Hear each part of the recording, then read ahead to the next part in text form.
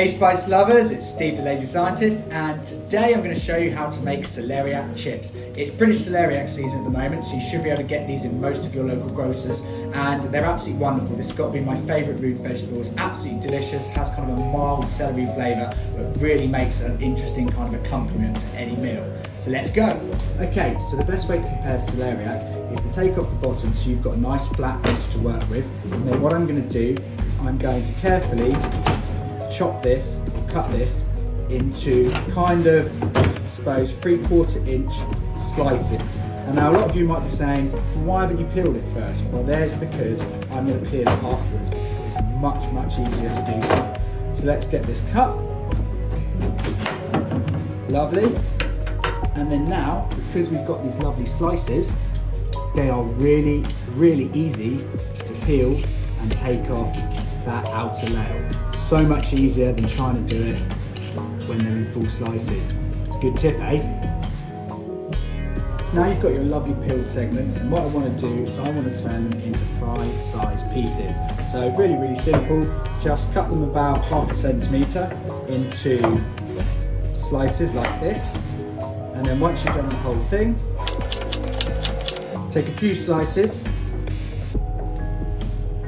stack them up, and then very carefully just go straight through to make your fries.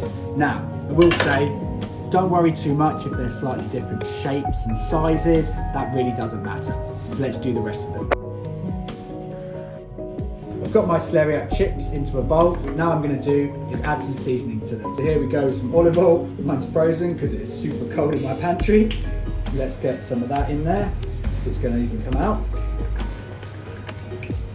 No, it's not, so we're not going to use the olive oil today in that case. So, start again. Vegetable oil, we're going to use some vegetable oil. So probably about 1 to 2 tablespoons is enough. Get a little bit of that in.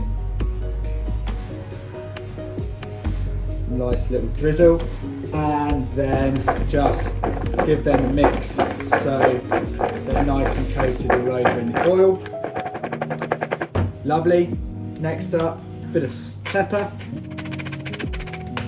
Then I'm going to go in with a sprinkle of salt, maybe a bit more salt, nice, and finally some paprika.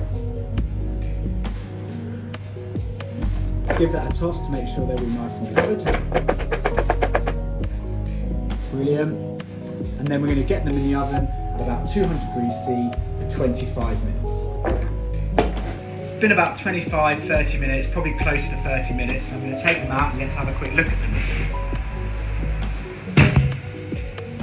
Okay, so they look absolutely banging. You've got a few little crispy bits on them. They won't go hard, they'll still be a little bit wobbly, but absolutely delicious. These are really good accompaniment for anything you want to go with. For example, I'm going to have mine with some fish. Cheers guys.